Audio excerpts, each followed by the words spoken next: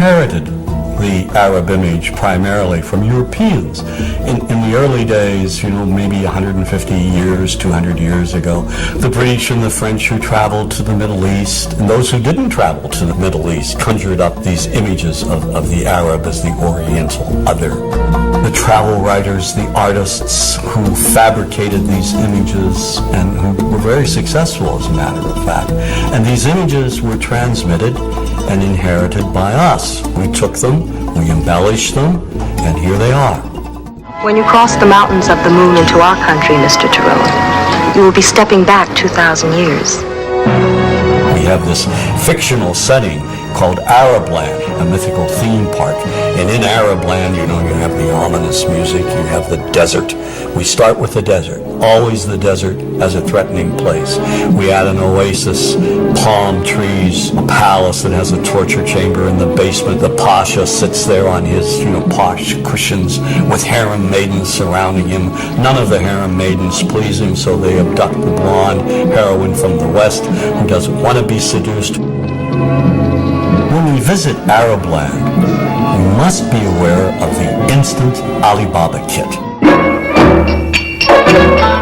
What we have the property masters of Hollywood going around, and they're cladding the women in see-through pantaloons, belly dancing outfits. They're giving the Arab villains scimitars, these long scimitars. We see people riding around on magic carpets, turban charmers programming snakes in and out of baskets. Yesteryear's Arabland is today's Arabland. You are late. 1,000 apologies, oh patient one. You have it then. I had to slit a few throats, but I got it. Disney's Aladdin was seen by millions of children worldwide. It was hailed as one of Disney's finest accomplishments. But the film recycled every old degrading stereotype from Hollywood's silent black and white past. Oh, I come from a land, from a faraway place, where the caravan camels roam, where they cut off your ear if they don't like your face. It's barbaric, but hey, it's home. Where they cut off your ear if they don't like your face. It's barbaric, but hey, it's home. Now, how could a producer with a modicum of intelligence, just a modicum of sensitivity, let a song such as that open the film? But this moves way beyond one song. You must be hungry. Here you go. You'd better be able to pay for that. Do you know what the penalty is for stealing? No, please! The Arab is one-dimensional caricature, cartoon cutouts used by filmmakers as stock villains and as comic relief. And so over and over we see Arabs in movies portrayed as buffoons, their only purpose being to deliver cheap laughs. You see this in the Joey Heatherton film, The Happy Hooker Goes to Washington. Every night I was forced to perform unspeakable acts with circumcised dogs. Oh, dogs are better than sheep. They're cleaner, I know, I've tried both. And over again they're portrayed as inept.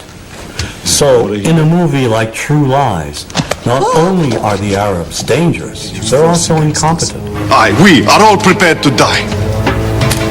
One turn of that key, 2 million of your people will die instantly.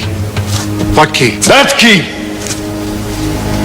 Who's taken the key? One actor who excels in his portrayal of Arabs as buffoons is Jamie Farr in Cannonball Run 2. I have a weakness for blondes and women without mustaches. All the stereotypes are here. Too rich and stupid to know the value of money. Get me 12 sweets. Better yet, the entire floor. And of course he's oversexed, lecherous, uncontrollably obsessed with the American woman. Here, my desert blossom. Give the change. Have you ever considered joining a harem? And so another pattern is the lecherous Arab. In Jewel of the Nile, Sheikh Omar tricks Kathleen Turner. How? He convinces her to come with him to Arabland. Then he imprisons her. You stay here and you write what I tell you to write.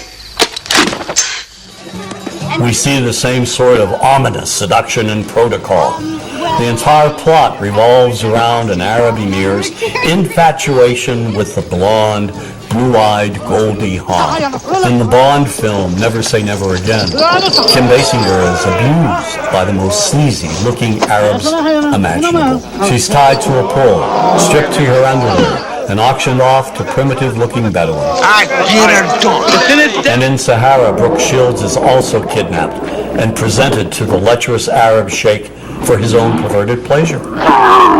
Get away from me, you dirty pig! More than 300 movies. Nearly 25% of all Hollywood movies that in one way or another demean Arabs contain gratuitous slurs, or they portray Arabs as being the butt of a cheap joke. We were going on a Mecca, see, and the plane is full of Arabs with these animals. Goats, sheep, chickens. I mean, they don't go anywhere without their goddamn animals. We had to put plastic in the cabins. You know, they urinate, they defecate. You have films by Neil Simon, like Chapter 2. The beginning of the film, the protagonist arrives back from London, and his brother says, "How was London?"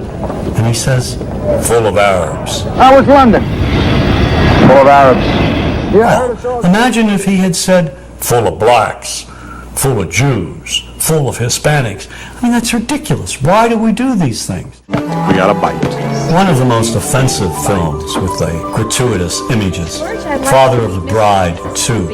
It features Steve Martin selling his house to a Mr. Habib. Justin, we like house very much. When you can move out. Excuse me? The Habibs would like to buy the house, George. It's exactly what they've been looking for. It's when you can move.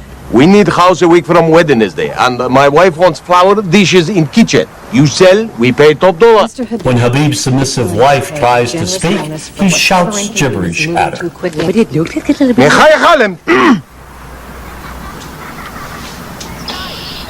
And then he offers Martin a $15,000 cash bonus to move out in 10 days. Making real estate history here, George. When Martin tells Mr. Habib that he doesn't want to sell the house after all, he finds Habib's wrecking crew there, ready to demolish his beautiful home.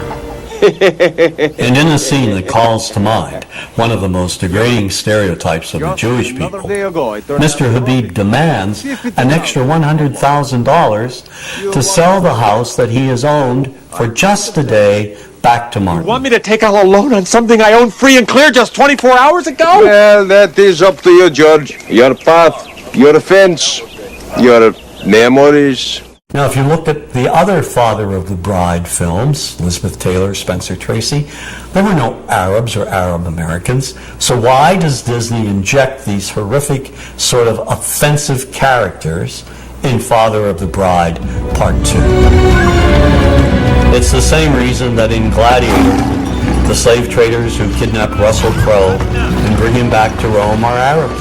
Right. I mean, this is ridiculous. I mean, why does Hollywood inject Arabs, scenes of Arabs, and or slurs demeaning Arabs in movies having nothing to do with the Middle East? So you're sitting like I am, for example, watching Back to the Future. Oh my God. About a mad scientist. Tell me, I don't know how. And yet, early on in the film, we see these ugly, inept Libyans with machine guns in a parking lot trying to gun down the protagonist.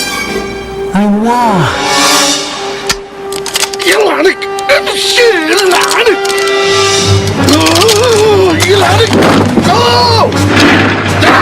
This movie wasn't about the future. It was the same old stereotyping from the past. And the same goes for Hollywood's view of Arab women. The Arab woman today is bright, intelligent. She's someone who is exceeding in all professions.